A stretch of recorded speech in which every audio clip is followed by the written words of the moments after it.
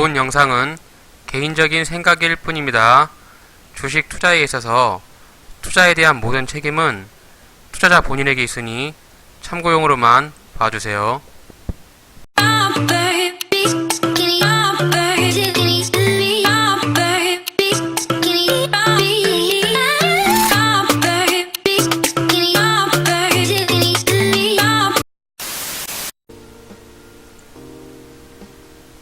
안녕하세요. 앤트맨의 주식 채널을 방문해주셔서 감사합니다. 이번주 증시 브리핑 시간을 가져보도록 하겠습니다. 7월 4주차 증시는 대부분 하락하는 날이 많았죠. 이번주 주식장에서 수익을 내는 건 참 어려웠을 것 같은데요. 영상을 보고 계시는 우리 구독자분들은 한 주가 좀 어떠셨습니까? 이번주에 코스피 코스닥 장에서 특이한 점과 다음주 주식장을 맞이하기 앞서서 주의 깊게 봐야 할 점을 체크하는 시간을 가져보도록 하겠습니다. 7월 22일 날에는 코스피는 0.05, 코스닥은 0.11%로 거의 보합 수준을 유지했고요. 화요일에는 코스피 0.39, 코스닥이 0.91로 코스닥이 좀 많이 빠졌습니다. 수요일 같은 경우는 코스피, 코스닥 양시장이 다 빠졌고 코스닥은 1.32%나 빠지면서 개별 종목들이 많이 하락하는 모습을 보여줬고요. 목요일 역시 코스닥에서 1% 넘게 하락하는 모습을 보여줬습니다. 네, 그 한 주의 마감인 금요일장은 대다수가 많이 빠지기는 경우가 많은데 금요일장 역시 코스닥에서는 1.2%가 하락을 하면서 한 주 동안 올라간 날보다 하락한 날이 더 많아서 금주에는 주식으로 수익을 내기 많이 힘들고 굉장히 스트레스를 많이 받는 그런 한 주였던 것 같아요. 그러면 이번 주의 특징적인 부분이 뭔지 좀 체크를 해보겠습니다. 금주의 특징 뉴스로는 한일 경제 대립이 있고요. 두 번째는 미국 금리를 인하하겠다 이런 뉴스가 좀 나오고 있고 실적 발표 시즌이에요. 그래서 대표하는 기업들의 실적을 발표하고 있고요. 네 번째는 이제 북한이 미사일을 쐈어요. 그래서 북한이 미사일을 쏘면서 그 방산주가 좀 많이 좀 일시적으로 오르는 그런 효과가 있었습니다. 첫 번째로 이제 한일 대립 경제 대립에 대한 부분으로 한번 말씀을 좀 드려볼게요. 해당 부분이 좀 생각보다 문제가 심각해 보입니다. 일본에서 한국을 백색 국가 즉 화이트리스트에서 제외를 할 것이라고 합니다. 지금 유력하다고 하고 8월 2일 정도에 상정을 해서 8월 말 정도 되면은 이제 제외가 돼서 우리나라에서 이제 수출을 하거나 뭐 수입을 하거나 일본 쪽에 대한 그 제품을 수입을 하거나 수출할 때 모든 것에 대한 통관 절차를 받는다고 그러죠.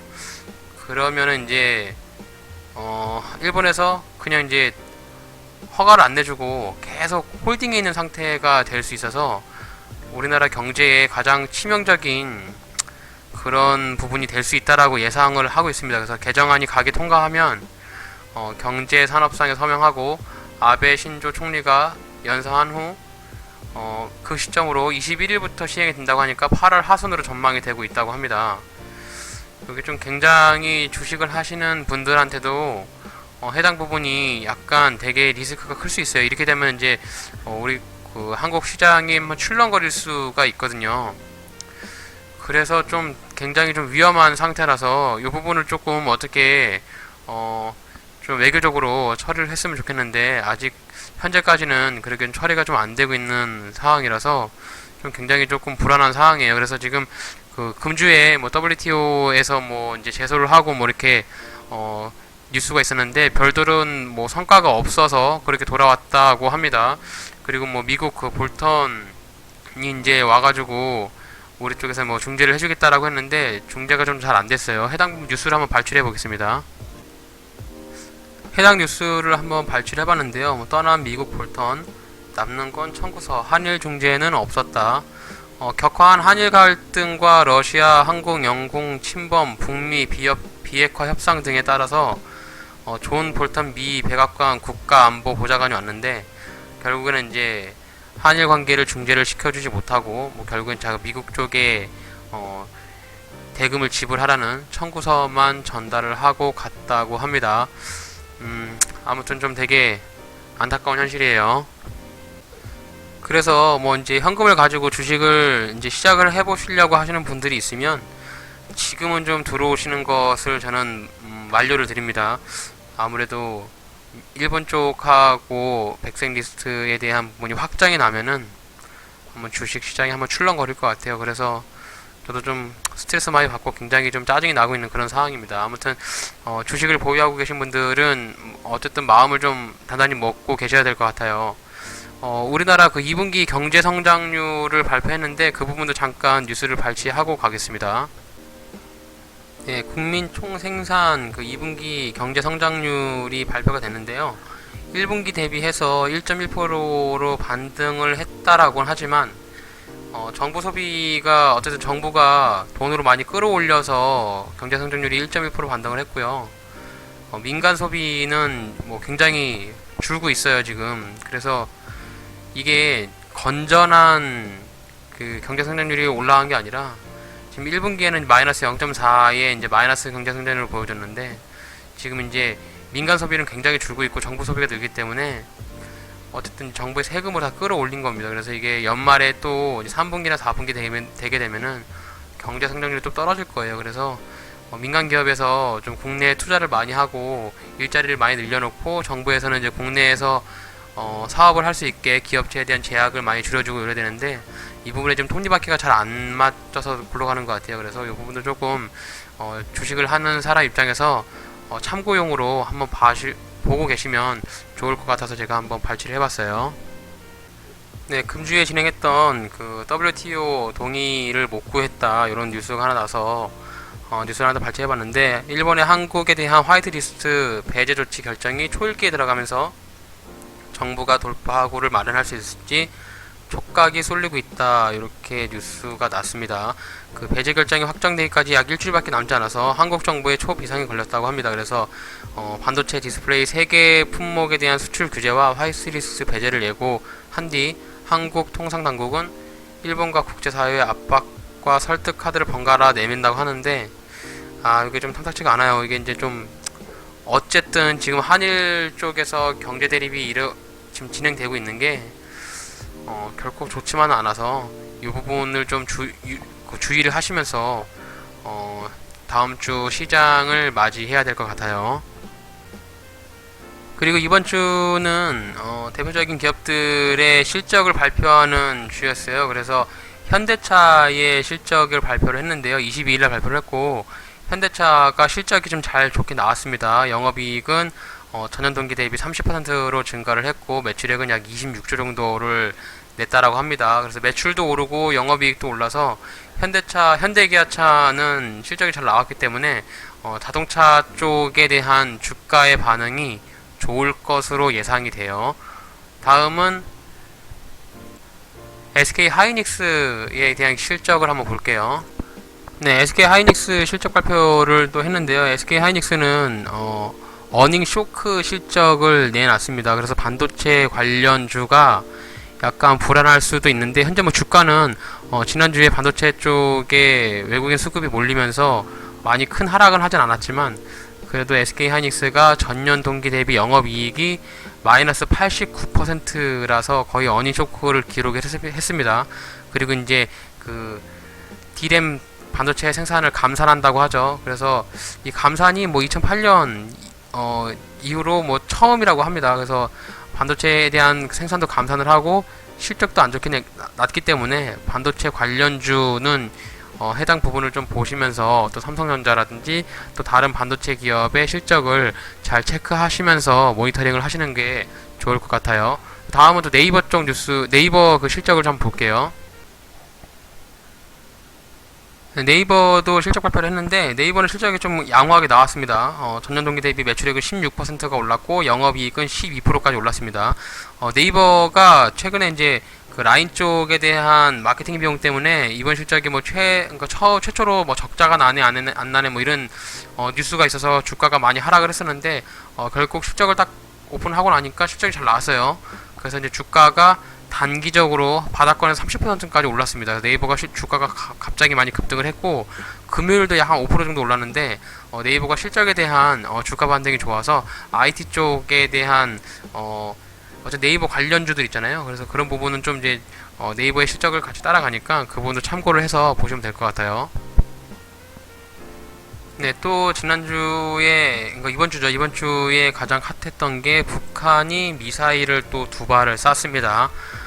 이스칸데르와 비슷한 두 발을 쐈고 모두 600m를 날아간다고 해요. 그래서 어쨌든 이런 국가 안보에 관련 부분으로 영향을 미치게 되면은 또 주가가 한 번 더 출렁거릴 수 있어서, 근데 미사일을 뭐 자주 쏴가지고 이제는 뭐 미사일 쏘는 거 관련으로 주가가 출렁거리진 않는데, 아마 그 당일날 뭐 스페코라든지 빅텍은 갑자기 한 5, 6%확 뛰더라고요. 그래서 미사일 관련주가 당일날 단기간 한번 급등을 했었고, 어쨌든 이게 이제 지속적으로 미사일이 나거나 이제 이런 단거리 미사일이 아니라 이제 장거리 미사일이잖아요. 이제 그런 게 난다고 하면은 또 주가가 한번 전체적인 주가가 하락할 수 있으니까 이런 부분도 주가에 영향을 미칠 수 있으니까 참고를 하시면서 보시면 될 것 같습니다. 네, 이렇게 해서 특징 뉴스를 한번 봤고요.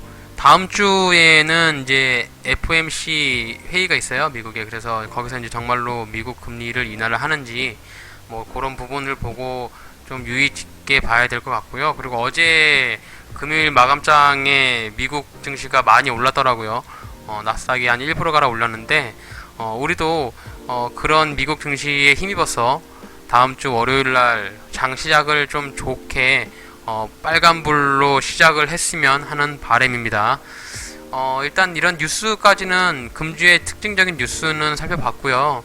어쨌든 이런 대외 경제라든지 이렇게 좀 그 외부 이슈가 많이 있다 보니까 전체적인 코스피 코스닥 전체 장이 많이 하락을 하는 것 같아요. 그래서 내가 가지고 있는 종목이 아무리 탄탄하고 건전한 회사라도 전체 시장이 하락을 하게 되면은 그건 뭐 속절없이 바로 떨어지기 때문에 전체 시장을 항상 주의를 해주시고, 그리고 이제 장이 시작하거나 장이 마감을 하고 나면은 유럽 증시라든지 미국 증시 이런 것도 참고하면서 오늘은 뭐 미국 증시가 많이 올랐으니까 내일도 많이 오르겠구나 이런 기대감도 있을 수 있거든요.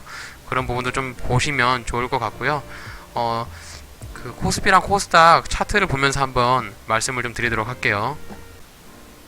네, 코스피 일봉 차트입니다. 코스피 일봉 차트인데요. 지금 저희가 가지고 있는 요게 이제 그 마감이 2066포인트로 마감을 했어요.